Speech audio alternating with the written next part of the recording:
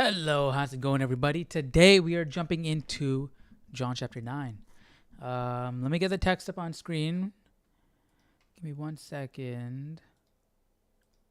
And let's make sure we're not lagging also. Alright, we're good. We are good to go. So let me open up my Bible and we can get going.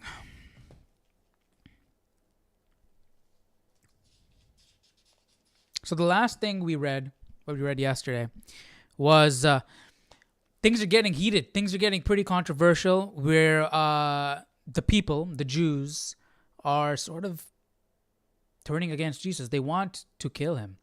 And because he's saying some controversial things. He's talking about eating his body, drinking his blood. And they're like, what are you talking about? He's talking about how he said, most assuredly I say to you, before Abraham was, I am, right? Essentially likening himself or putting himself on the same level as God and saying that he was there before Abraham. So they're mad. They don't understand who he is. They don't recognize who he is. And because of that, they think he is committing blasphemy. So let's jump into chapter 9, see how things evolve from there, because right now things are pretty intense.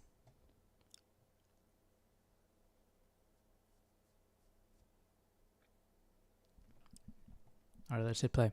I was just reading. The last verse was, Then they took up stones to throw at him, but Jesus hid himself and went out of the temple, going through the midst of them, and so passed by. So Jesus snuck out of there. So let's see what's happening right now.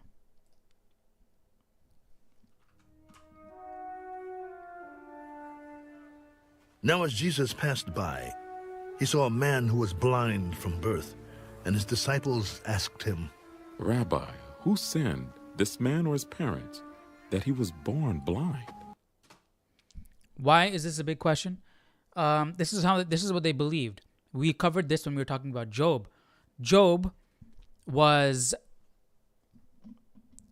didn't do anything wrong, right? And so that's what the main struggle in Job was. Why am I being punished? Why are all my children dead? Why do I have boils all over myself? Why is my life turned into this? Doesn't make any sense. And his friends counseled him and said, you had to have done something. You had to have. So stop pretending, stop lying, stop saying that you're the sinless man. None of us are sinless, okay? You clearly have done something wrong. God is punishing you to this severe degree. There's clearly something wrong with you. You clearly have sinned and you're not telling us what it is. So just ask God for forgiveness, confess your sin, stop hiding it, and it will go away. But Job kept on saying, no, I didn't do anything, That's how they thought. They thought if you are going through a certain struggle, it is a punishment from God. That's very interesting because the one variable that is missing is the devil. So my question was, when we're reading Job, I don't know much about Judaism. In Job's case, it was the devil's doing. So did they not believe that the devil could inflict troubles upon a person for no reason? It was that you would be punished. It was only that the only reason why you were going through something is because you did something wrong. Because here, now Jesus is saying, now as Jesus passed by, he saw a man who was blind from birth, and his disciples asked him, saying, Rabbi, who sinned, this man or his parents, that he was born blind? Because the reason why they said this man or his parents, because he was born blind. So before he had the chance to sin, he was punished. So did his parents do something so terribly wrong that they are punishing his child for it? Their child for it? Let's see how Jesus responds. Because we learned in in the Old Testament that a child is not punished for their parents' sin. We learned that in the judgment. When the judgment came, the people brought up the point, why are we being judged and destroyed and punished for what our parents did? They're the ones who turned against you. And God was like, no, that's not the case. You're still like this. You haven't changed, The door's open. You can come to me whenever you want. So I'm very curious to see what Jesus says. Man or his parents, that he was born blind. Neither this man nor his parents sinned, but that the works of God should be revealed in him. I must work the works of him who sent me while it is day. The night is coming when no one can work. As long as I am in the world, I am the light of the world. So, the reason why this person was blind was not because his parents sinned, was not because he sinned, but that the works of God should be revealed in him. And then Jesus went along to heal his blindness. So God made him blind so that Jesus could heal him. So this guy had to suffer his entire life so Jesus could make a point. That's the same question I had in Job. God was trying to make the point that Job was going to be faithful and he wasn't going to turn away. And so God made that point at the expense of Job's life. Job obviously the terms was that Job couldn't die. At first it was that you couldn't even touch Job. So Satan went and killed his family and all that stuff. But then he still didn't budge. So God said, you can touch him, but you can't kill him, And so that's when the boils and all that happened. I just find it odd. Using someone to reveal yourself. He was born blind so that God could be revealed in him. Is that a perfect correlation, cause and effect? Or I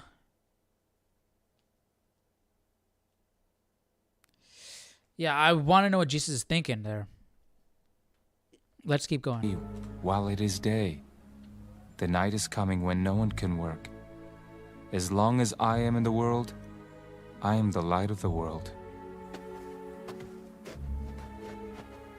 When he had said these things, he spat on the ground and made clay with the saliva.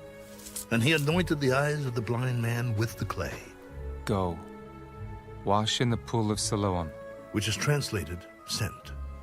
So he went and washed and came back seeing. Therefore the neighbors and those who previously had seen that he was blind said, Is not this he who sat and begged? All right, looks like we're just continuing on. So, does that mean everybody, like nowadays, people are going through things, they're going through troubles, and there doesn't seem to be a reason why they're going through anything. They didn't sin. They're not being punished for anything. So is the reason why we're going through issues was so that God can be revealed in us? But then there are people who pray, and their prayers don't get answered. So it's hard to understand because we don't know what's going on in God's mind.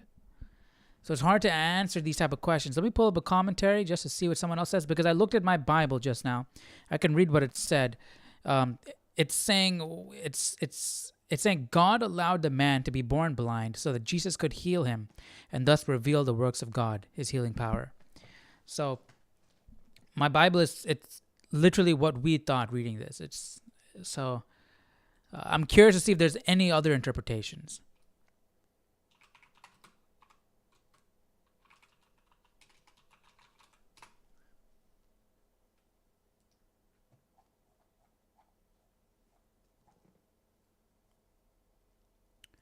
The disciples regarded this man as an unsolved riddle. They showed no interest in helping the man, but discussed the cause of his coalition.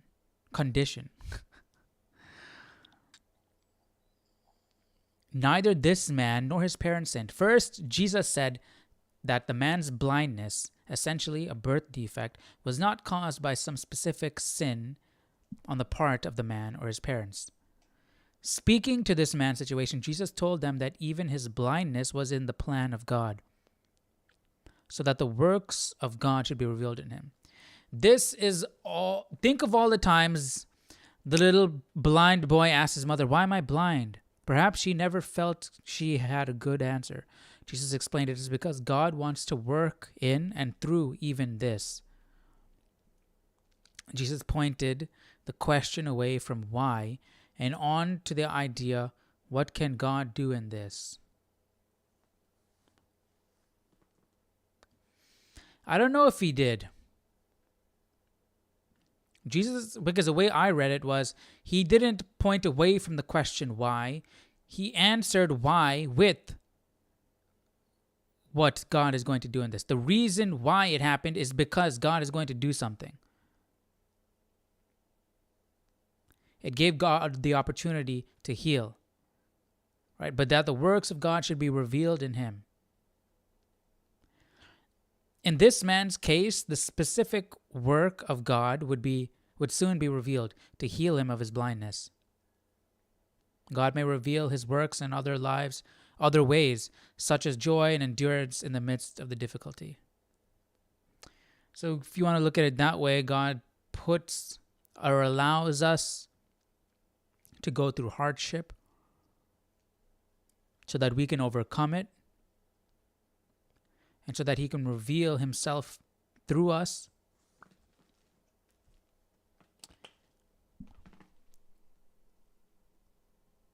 We just have to find what that way is. The economy of God's providence, his suffering, had its place and aim. And this was to bring out the works of God in his being healed by the Redeemer.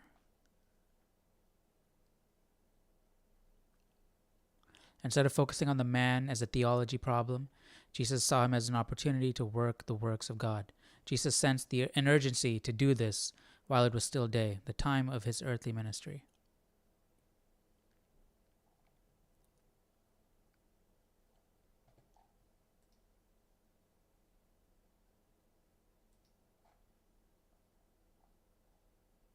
What do you guys think about this?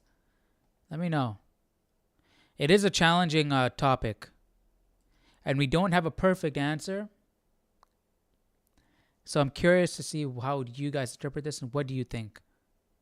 And those who previously had seen that he was blind said, Is not this he who sat and begged? This is he. Others said, He is like him. I am he. How were your eyes opened? A man called Jesus made clay and anointed my eyes and said to me, Go to the pool of Siloam and wash. So I went and washed, and I received sight. Where is he? I do not know. They brought him who formerly was blind to the Pharisees. Now it was a Sabbath when Jesus made the clay and opened his eyes. Then the Pharisees also asked him again how he had received his sight. He put clay on my eyes, and I washed, and I see. This man is not from God, because he does not keep the Sabbath. How can a man who is a sinner do such signs? And there was a division among them. They said to the blind, They're still stuck on this. This man is not from God because he does not keep the Sabbath. We already addressed this, right? I mean, if there's someone who needs your help, are you just not going to give them aid on the Sabbath because it's against the Sabbath? What is the point of the Sabbath? You know? What takes precedence?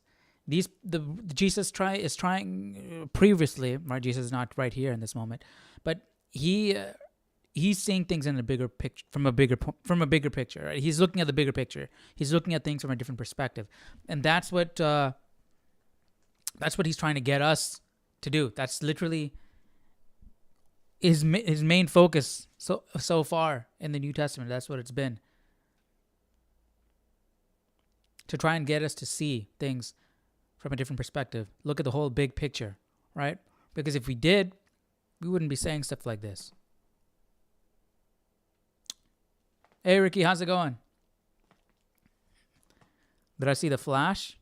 Yeah, I saw it. I posted a review on my other channel. I thought it was good. Some things I didn't like about it, but I thought it was overall good. Does not keep the Sabbath. How can a man who is a sinner do such signs? And there was a division among them. They said to the blind man again, What do you say about him because he opened your eyes? He is a prophet. But the Jews did not believe concerning him, that he had been blind and received his sight, until they called the parents of him who had... So they didn't want to accept that Jesus healed this man, so they didn't believe him. They couldn't comprehend the idea that this man healed him. First, they were like, hey, how can this guy be sent from God when he's healing on the Sabbath? He's breaking the Sabbath. If he's breaking the Sabbath, that means the reason why he's breaking the Sabbath, according to them, is because he's healing on the Sabbath. But if you don't believe that he healed him, how is he breaking the Sabbath? They're literally they're playing mental gymnastics to try and not believe that that Jesus is the one that healed and that this guy was healed. He had been blind and received his sight, until they called the parents of him who had received his sight, and he asked them, saying, Is this your son, who you say was born blind? How then does he now see? We know that this is our son, and that he was born blind. But by what means he now sees, we do not know, or who opened his eyes. I want to hear their reaction. We do not know. He is of age. Ask him. He will speak for himself. His parents said these things because they feared the Jews, for the Jews had agreed already that if anyone confessed that he was Christ, he would be put out of the synagogue. So literally, they're covering it up. This is literally a conspiracy. So the parents don't even want to say that Jesus is the one that healed him.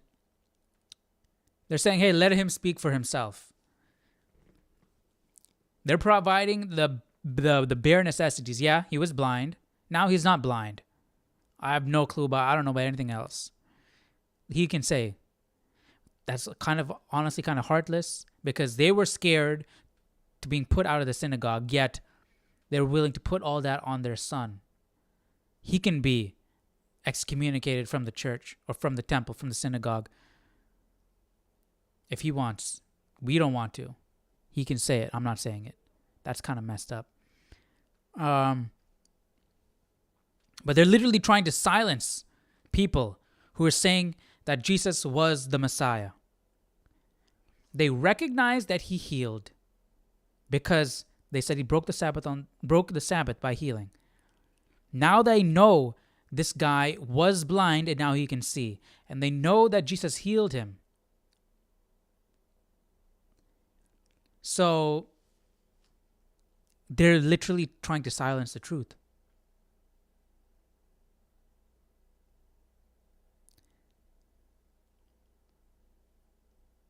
They're trying to silence the truth either because they don't want to believe it. So they're trying to hide it from themselves. They're trying to bury it because they can't accept it. Or they know it and they don't want anybody else to know it. I think it's a mix of both. If anyone confessed that he was Christ, he would be put out of the synagogue. Therefore his parents also said, a threat. Jesus was a he is threat of age. to them. Ask him. So they again called the man who was blind. Give God the glory. We know that this man is a sinner. Whether he is a sinner or not, I do not know. One thing I know, that though I was blind, now I see.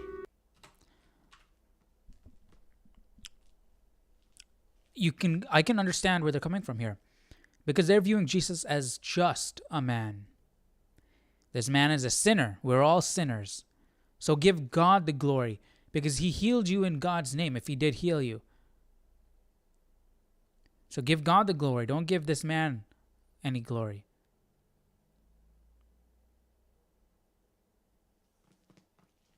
A sinner. Whether he is a sinner or not, I do not know. One thing I know, that though I was blind, now I see. What? I feel like Jesus wouldn't be mad if this man gave glory to God that he was healed. I know that though I was blind, now I see. What did he do to you? How did he open your eyes? I told you already, and you did not listen. Why do you want to hear it again? Do you also want to become his disciples? Then they reviled him. You are his disciple, but we are Moses' disciples. We know that God spoke to Moses. As for this fellow, we do not know where he is from. That's big also, because just yesterday we were talking about how they wouldn't know where, they thought they wouldn't know where the Messiah comes from. And we were talking about how we do know where he comes from, right? They thought the Messiah would come out of nowhere. But by the fact that Jesus is healing and not telling people who he is, or healing and then getting out of there, the people who are healed don't really know who he is, where he's coming from. So he's still having that effect. So even in that mindset where if they thought that when the Messiah comes, we won't know where he's coming from, he'll just come suddenly out of nowhere, it is still having that effect. Why? This is a marvelous thing, that you do not know where he is from. Yet he has opened my eyes. Now, we know that God does not hear sinners, but if anyone is a worshiper of God and does his will, he hears him. Since the world began. Boom. That is big. That's what Jesus is trying to say. Let me read that again. The man answered and said to them, Why this is a marvelous thing, that you do not know where he is from, yet he has opened my eyes. So he's not taking credit. We don't know who this guy is. Now we know that God does not hear sinners. But if anyone is a worshiper of God and does his will, he hears him.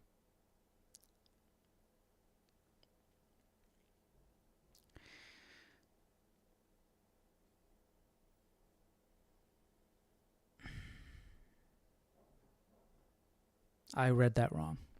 I thought it was I thought he was saying that he would recognize Jesus.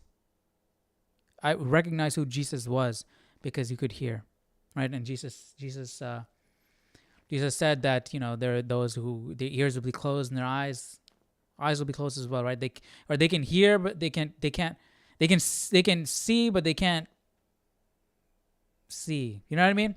Like Jesus is right there, but they can't recognize who he is. But this man can, right? Anyone who is a worshiper of God and does his will can, right? In this case, it's saying, but if anyone is a worshiper of God and does his will, he hears him. So God hears. But in the same case, you could also say, even though I misread it, it works both ways, if you have a true relationship with God, you will be able to hear. You'll be able to recognize his voice when he speaks. Worshiper of God and does his will, he hears him. Since the world began, it has been unheard of that anyone opened the eyes of one who was born blind. If this man were not from God, he could do nothing. You were completely born in sins, and are you teaching us? And they cast him out. Dang, see? It hurt their ego, and they were like, we don't like Jesus, he's a threat. We're trying to bury this information here. And now you are you're talking against us. You're trying to challenge what we're saying. Get out of here. Get out of here. You can't talk anymore. No one's going to listen to you ever again. I'm telling you, man. They were trying to hide the truth from themselves because they couldn't accept it, or they're trying to hide it from the rest of the world. I think it's a mix of both. In sins, and are you teaching us? and they cast him out. Jesus heard that they had cast him out, and when he had found him, he said to him, "Do you believe in the Son of God?" "Who is he, Lord, that I may believe in him?" Because he didn't see him, right? He might recognize the voice. "You have both seen him, and it is he who is talking with you." "Lord, I believe." And he worshipped him. "For judgment I have come into this world, that those who do not see may see, and that those who see may be made blind." Then some of the Pharisees who... Though I get that those who do not see may see. He's opening people's eyes, right? So they can, when they see Jesus, they understand who he is, what this mission is, right? And those who see may be blind. So the way I would interpret that is those who see. The Pharisees supposedly see. They're actually blind, but those who see. And because they can't accept that Jesus is the Messiah. Jesus is standing right in front of them and they don't know. They're still waiting for the Messiah, you know? And those that see may be made blind. So the people who should be able to see can't actually see. That's how I would interpret that. Let's see what my Bible says. John 9:39.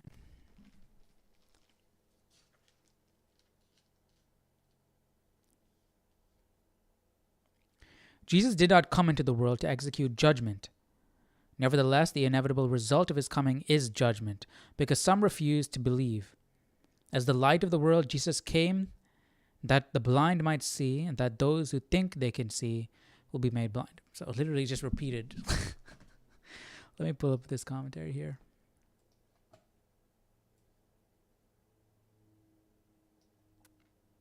John recorded these words of Jesus as part of a larger theme in his gospel, that men were divided over Jesus, with some accepting and some rejecting. Yeah, we're covering that more so than any of the other gospels. This is one way Jesus brought judgment into this world, by being a dividing line. Those who admit their spiritual blindness can find sight in Jesus, but those who see may be made blind. That is, those who falsely claim to have spiritual sight will be made blind. Okay, so exactly what I was saying. And that those who see may be made blind. Then some of the Pharisees who were with him heard these words. "Are we blind also?" "If you were blind, you would have no sin. But now you say, 'We see.' Therefore your sin remains." So, if you truly don't understand, if you truly are living your life in ignorance, doing your actions out of ignorance, you're not sinning because you don't know any better. But if you say, you do see, we do see, I do understand, I know what I'm doing, then you're sinning. That's very different than the Levitical laws, right? For instance, if you had touched a carcass of an animal, you're unclean. If you unknowingly touch somebody who touched the carcass of an animal, you're unclean. And when it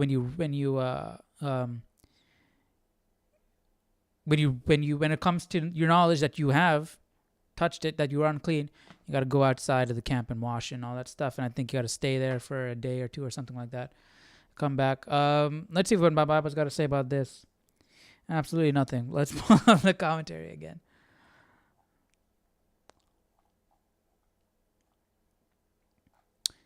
If the Pharisees would admit to their spiritual blindness, they could be forgiven and set free. But because they say we see, their sin remains.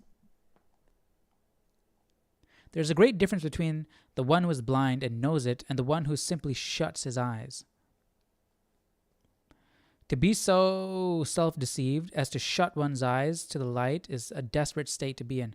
The light is there, but if people refuse to avail themselves of it but rather deliberately reject it, how can they be enlightened? As Jesus said, their sin remains.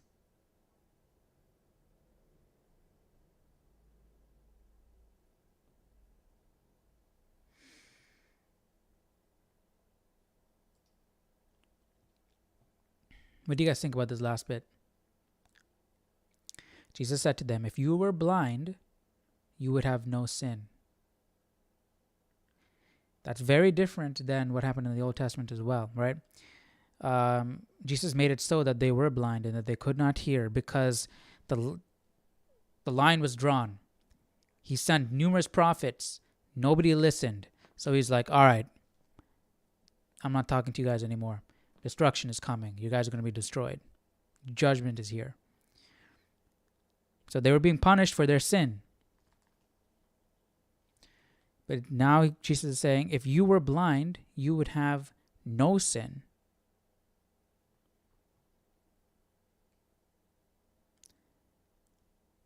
But now you say, we see, therefore your sin remains. So you can act like the Pharisees act, but if you don't realize it, you're not sinning.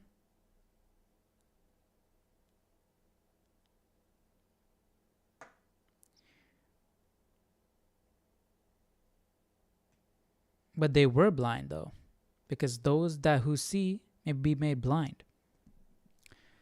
This is confusing. Let me pull up another commentary.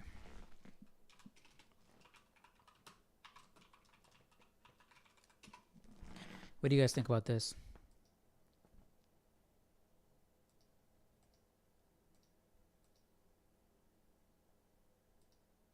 Come on, man. His answer is that he does not place them among those who are in this second sense blind. If they were among those which see not, they would not be conscious of their blindness and would seek for a spiritual light.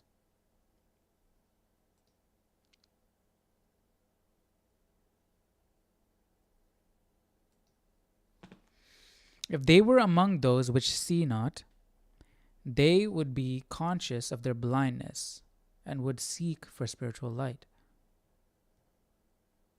Why? If you're blind, why would you seek spiritual light? We saw that in the Old Testament. They didn't seek spiritual light. They were blind. They were completely oblivious to the existence of spiritual light. They would ask, who is he, Lord, that we may believe on him? In him, I'm assuming I should be. And would not ask in vain. In that case, their present rejection of him would arise from ignorance willing to be overcome. And this ignorance, not being willful, would not be sin. Conscious ignorance would be the first step towards knowledge. So similar to what I was interpreting it to be. Alas, Jesus intends to say, ye are not blind. Were ye blind? That is, people who are conscious of being destitute of the true knowledge, then ye would be without sin. Your unbelief in me would not be sinful, just because it would involve no resistance to divine truth, but would simply imply that ye had not yet attained thereunto, a result for which ye were not to blame. Here's my question.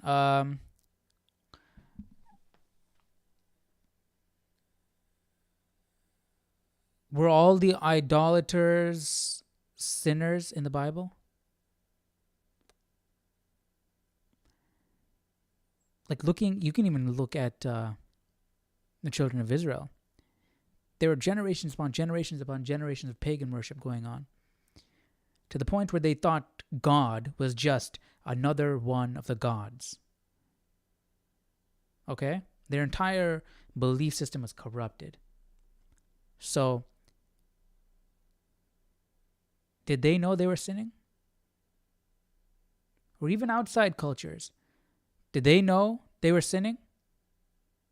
No, I wouldn't think so. I think they were following their traditions and their practices and all that stuff, their culture, in ignorance of the truth that, God is God. So,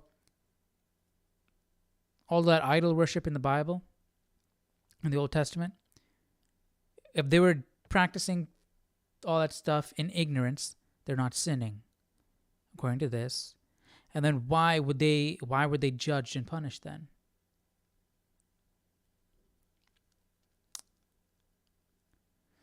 That's my question.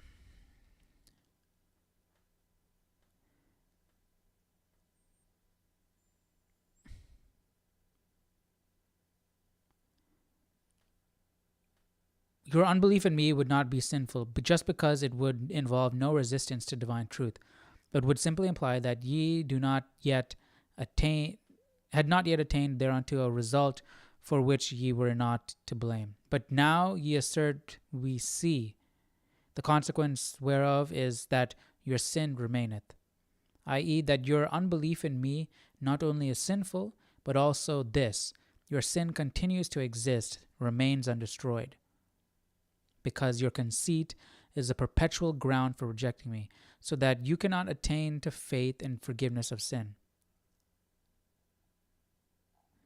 Let me look at another commentary.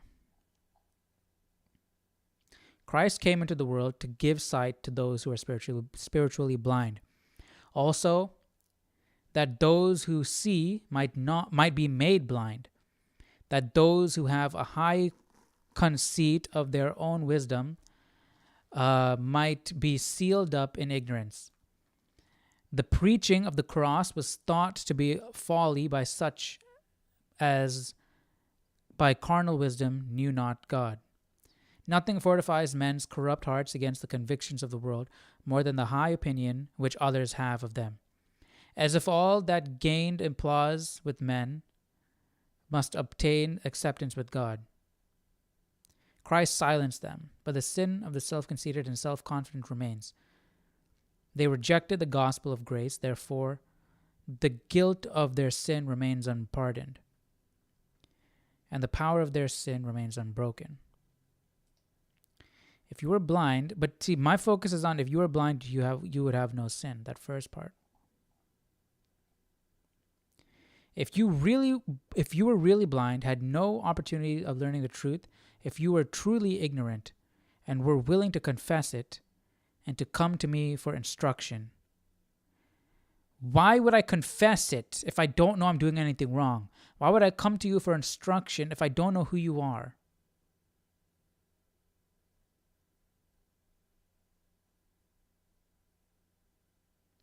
I guess those are questions only God can answer because he knows the heart. If the opportunity arose, would you go to him? Would you confess it? That's something only God would know. No sin. You would not be guilty. Sin is measured by the capacities or ability of people and by their opportunities of knowing the truth. If people had no ability to do the will of God, they could incur no blame. And if they have all the proper ability and no disposition, God holds them to be guilty. This passage teaches conclusively that people are not condemned for what they cannot do. That the reason why they are condemned is that they are not disposed to receive the truth.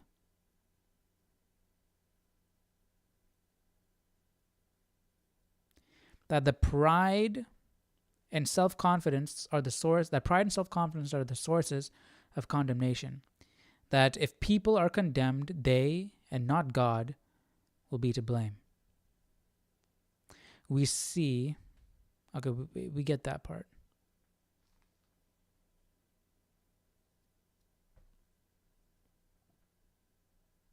What do you guys think about this? If you were blind, you would have no sin.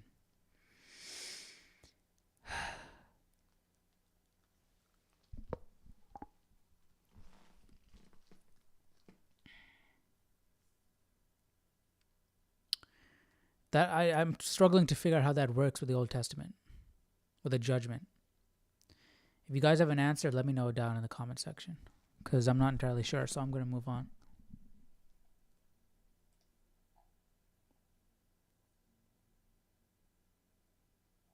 And nowadays, if Jesus comes right now, like other cultures that are pagans, like worship idols, if they aren't aware of Jesus, that means they're sinless. I mean, the idea makes sense, right? If you're ignorant of your sin, you shouldn't be punished for it. Because if you were made aware of it and you change, and you would have changed, I mean, that means you're good at the core, right? The foundation is there. So I understand it. I'm just trying to reconcile it with what happened in the Old Testament. What did God mean when he said, regarding the Old Testament, that they're going to be blind, that they can't see, and he's keeping it like that so he can punish them. Maybe I need to go back and read that again, but we'll continue on for now.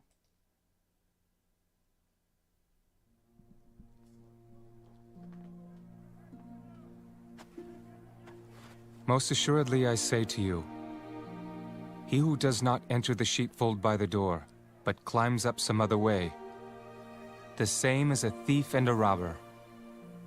But he who enters by the door is the shepherd of the sheep. To him the doorkeeper opens, and the sheep hear his voice. And he calls his own sheep by name and leads them out. And when he brings out his own sheep, he goes before them, and the sheep follow him, for they know his voice. Yet they will by no means follow a stranger, but will flee from him, for they do not know the voice of strangers. Jesus used this illustration, but they did not understand the things which he spoke to them. Because they don't recognize the voice. See, that's what Jesus obfuscates. He sort of conceals the message in these parables. Most assuredly I say to you, I am the door of the sheep. All who ever came before me are thieves and robbers, but the sheep did not hear them. I am the door. If anyone enters by me, he will be saved, and will go in and out and find pasture. The thief does not come except to steal, and to kill, and to destroy. I have come that they may have life, and that they may have it more abundantly. I am the good shepherd. The good shepherd gives his life for the sheep. But a hireling, he who is not the shepherd, one who does not own the sheep, sees the wolf coming and leaves the sheep and flees. He's not invested. And the wolf catches the sheep and scatters them. The hireling flees because he is a hireling and does not care about the sheep. I am the good shepherd, and I know my sheep, and am known by my own. As the Father knows me,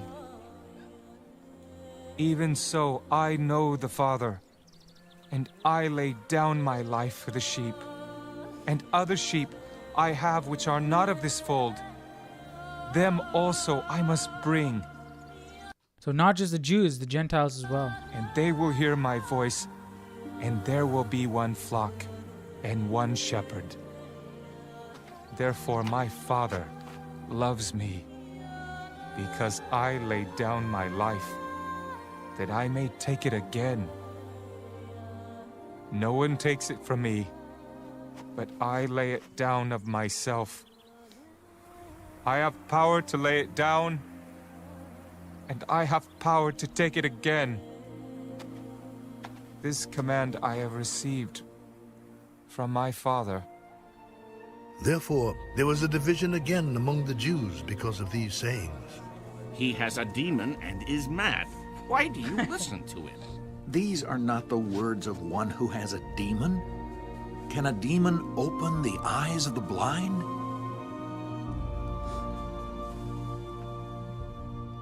Now it was the feast of They brought up dedication. that same point when he exorcised the demon, right? Like they said, he's casting out demons in the name of Satan, and so Jesus is like, a house divided can't stand. Why would Satan be casting out demons? Right? They don't want to accept that he came from God. So they're going to the other extreme and saying that he came from the devil. Now it was the feast of dedication in Jerusalem, and it was winter. And Jesus walked in the temple in Solomon's porch. Then the Jews surrounded him. How long do you keep us in doubt? If you are the Christ, tell us plainly. I told you, and you do not believe. The works that I do in my Father's name, they bear witness of me. But you do not believe, because you are not of my sheep, as I said to you. My sheep hear my voice, and I know them, and they follow me. And I give them eternal life, and they shall never perish. Neither shall anyone snatch them out of my hand. My Father who has given them to me is greater than all, and no one is able to snatch them out of my Father's hand. I and my Father are one. Would you be able to recognize Jesus' voice if you were alive back then? It's hard. It's a hard what-if question. It's hard to put yourself in those shoes of being born and raised in that environment and that society. But do you think you would be able to recognize, or would you be skeptical? Then the Jews took up stones again to stone him. Many good works I have shown you from my Father. For which of those works do you stone me? For a good work we do not stone you, but for blasphemy. And because you, being a man, make yourself God. Is it not written in your law? I said, you are gods. If he called them gods to whom the word of God came, and the scripture cannot be broken, do you say of him whom the Father sanctified and sent into the world, you are blaspheming? Because I said, I am the Son of God. If I do not do the works of my Father, do not believe me. But if I do, though you do not believe me, believe the works, that you may know and believe that the Father is in me, and I in him. Therefore they sought again to seize him, but he escaped out of their hand. And he went away again beyond the Jordan to the place where John was baptizing at first, again. and there he stayed. And then many came to him. John performed no sign, but all the things that John spoke about this man were true. And many believed in him there. Yeah, I would imagine that many believed in him there, because that's what John the Baptist's mission was, right? To prepare the way for Jesus. So they were ready to accept, right? They were already prepped. They already were on the right path. But yeah, man, things got heated again. Jesus had to duck out of there. So you can see he's a divisive person. He really caused an uproar. Like people, because they had to change the way they thought. And just, think a man likening himself to God. It's like, what? I don't understand it. And it is a hard subject to understand, like the Trinity. It's a hard subject to grasp. How can a man be God? Then who is God? Who is the man praying to? To God. So how does it work, These are tough questions. I do want to talk about the Trinity in another separate video. Maybe we can delve more into that then. Because it is confusing.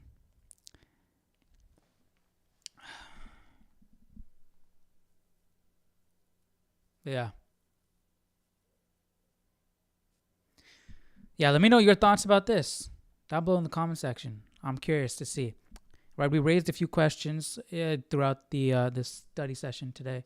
So let me know your thoughts on those. Tomorrow we'll jump into chapter 12, the anointing at Bethany. Who is being anointed? I'm not sure. We'll find out. So hope you guys enjoyed today's reading. Wait, no. That's 12. 11. Oh, we're jumping right into the death of Lazarus tomorrow. Okay. So this is going to be big, right? This was a huge miracle that he did. A lot of people were there to see this one as well. So, yeah. All right. Hope you guys enjoyed chapter 9 and 10 of John. Tomorrow we'll jump into chapter 11. Hope you have a great rest of your day. And I'll see you tomorrow. Take care. Bye-bye.